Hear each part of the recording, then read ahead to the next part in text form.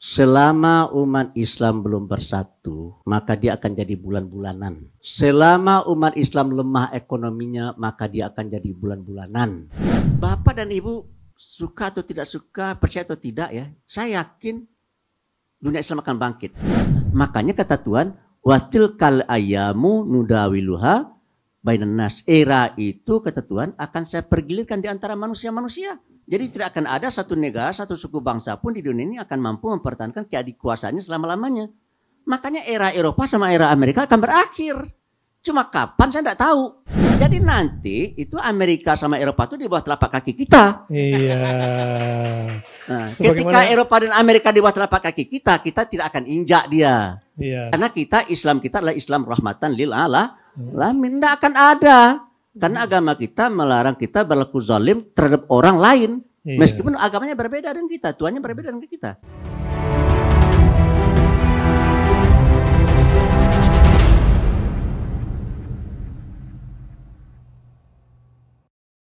Baik, Buya terakhir karena Buya mau jalan nih ya. Iya. Bentuk-bentuk daripada Islamofobia itu ada kekerasan, ada kebencian, ada pertama kekerasan, kedua ya diskriminasi, yang ketiga kebencian atau ujaran kebencian ini. Ini Bu ya. Nah sekarang saya katakan tadi dengan masuknya tiga hal ini ke dunia Islam, dan itu juga sempat masuk ke Indonesia, tanpa disadari ya kehidupan keberagaman kita yang sudah baik ini terganggu. Nah, persoalannya di lapangan, Bu ya, akibat ada media sosial dengan gambar seperti ini, ya, penghinaan terhadap Nabi, kemudian ujaran-ujaran kebencian masuk, yang dibawa dari luar kemudian masuk dan disebarkan, terjadilah konflik-konflik internal di dalam ini. Yang tidak semua bisa dilihat oleh negara dan tidak bisa dilihat oleh tokoh agama semuanya. Walaupun di Indonesia sudah ada Babinsa lah. Nah menurut Buya, tadi setelah unggang-unggang atau kita mencermati aturan yang terindikasi Islamofobia, nah sekarang perlu nggak sih ada semacam pengaduan terhadap, kalau Buya tadi misalnya nggak harus Islamofobia, ya tapi religious phobia barangkali. Dan kalau ini perlu kira-kira sejauh mana efektivitasnya Buya? Iya, kalau begitu satu kesimpulannya nih. Dalam skala global dan nasional ya. Selama umat Islam belum bersatu, maka dia akan jadi bulan-bulanan. Selama umat Islam lemah ekonominya, maka dia akan jadi bulan-bulanan. Ya. Kenapa kita tidak bisa membulan-bulanin Amerika? Karena ekonominya kuat. Teknologinya tinggi kan. Persenjataannya hebat. Nggak sanggup kita. Gitu kan. Nah, oleh karena itu menurut saya ya yang harus kita lakukan adalah, makanya salah satu fobia kepada Islam itu adalah karena umat Islam hari ini ya itu rajin belajar. Tuh. Saya ketemu sama Mahathir Mohamad.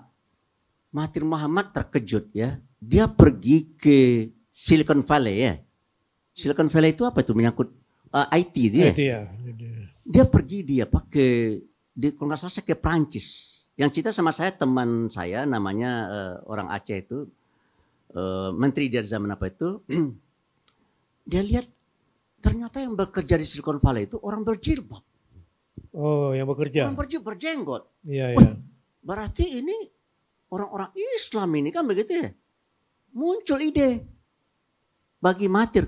Kalau begitu, semestinya sumber daya manusia yang hebat-hebat itu, ya kita tarik ini. Nah, dia buatlah Silicon Valley juga di Kuala Lumpur itu. Iya di Kuala Lumpur ya. Ada itu, dia buat itu. Jadi dalam kesimpulan saya ya, Bapak dan Ibu suka atau tidak suka, percaya atau tidak ya, saya yakin dunia Islam akan bangkit. Dan tesis saya ini dibenarkan oleh salah seorang ayatullah. Saya bertamu, diterima oleh orang kedua setelah dalam hierarki kepemimpinan di Iran ya. Saya lupa namanya, dia adalah seorang ayatullah. Yang tertinggi itu kan Ayatullah Ali Khamenei. Yang nomor 2 beliau. Beliau bilang gini sama saya, umat Islam kan pernah memimpin dunia dulu. Di masa Nabi ada kerajaan kerajaan Bizantium dan Persia. Kaisarnya yang terkenal Heraklius dan Yazdajir kan gitu ya. Kemudian tenggelam kan?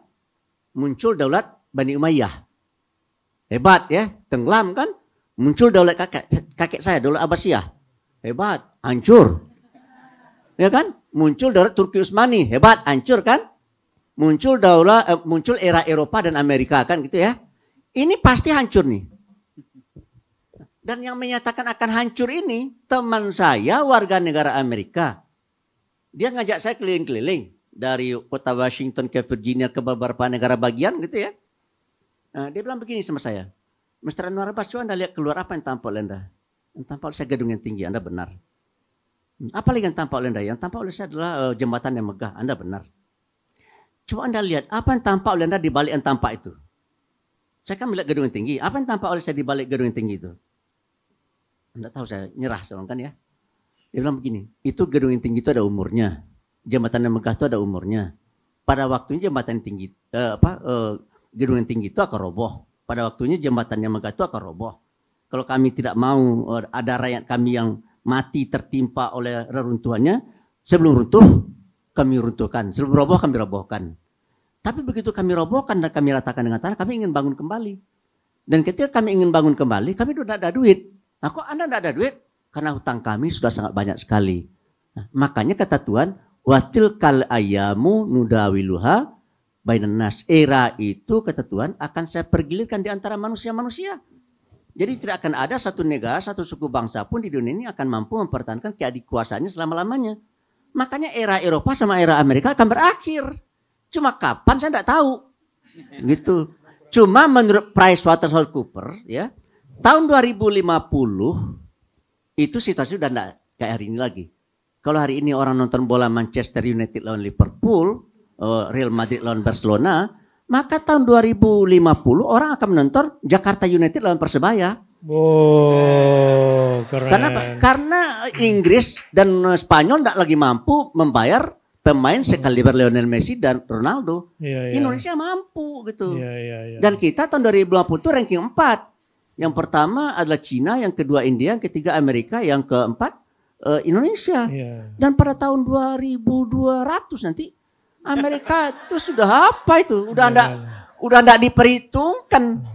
Jadi nanti kalau Amerika itu macam-macam kita jentik aja dia lanting dia itu. Nah, itulah yang terjadi pada diri kita hari ini. Dijentik-jentiknya kita oleh apa itu kan ya. Sehingga kita sibuk dibuatnya kan gitu ya. Itu. Jadi tetapi sehebat apapun Amerika menjentik-jentik kita, dia akan berputar.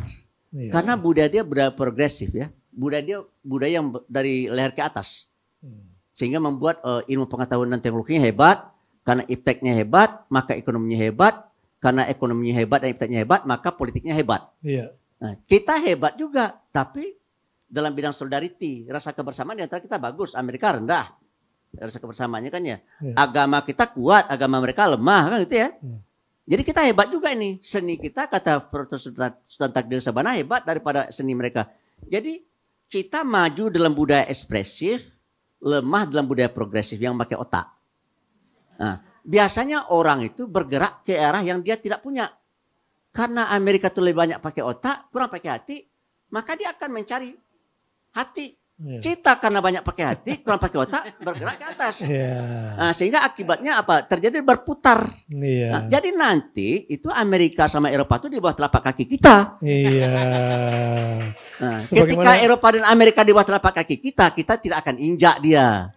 Tapi Bu ya. Karena Islam kita adalah Islam rahmatan lil alamin. Tidak akan ada. Karena agama kita melarang kita berlaku zalim terhadap orang lain. Meskipun agamanya berbeda dengan kita, Tuhannya berbeda dengan kita.